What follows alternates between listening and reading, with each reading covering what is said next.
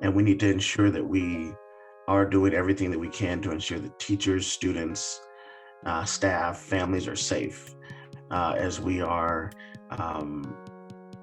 back in school dealing with this pandemic. We've seen numbers rise a bit among kids who are not yet vaccinated, so the younger children. So we definitely need to pay attention to that. Someone who has worked in the schools in a number of different capacities, from a community volunteer to a community partner to a community teacher to a school leader to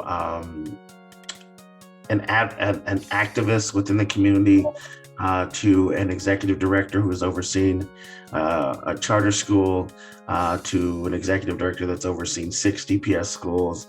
And then I've also served on many boards. So school boards, helped to start a couple schools in Denver and then sit on the board of Omar D. Blair Charter School.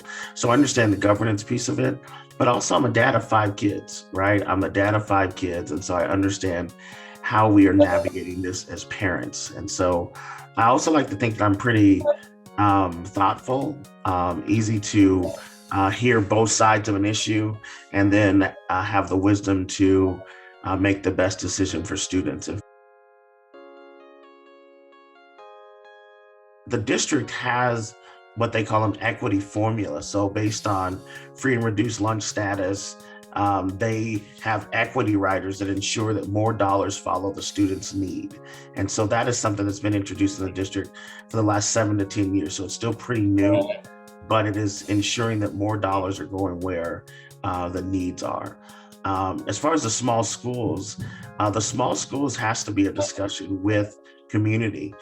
We can't do to community. We knew that if you look at the strategic regional analysis that the district puts out there, we knew that this was coming, but the district did not have the conversations at the forefront with community. It's great that you put a report out there, but you've got to talk to community. You've got to be sure that community understands what this data means and how this might shift and what decisions community might want to make. So I'm glad the superintendent paused on making any major decisions around the small school process, but I also know that it's right on the horizon. Just because it paused doesn't mean it's going to stop. So we've got to make sure that we're talking with community about the best plans for supporting families and students in our small schools.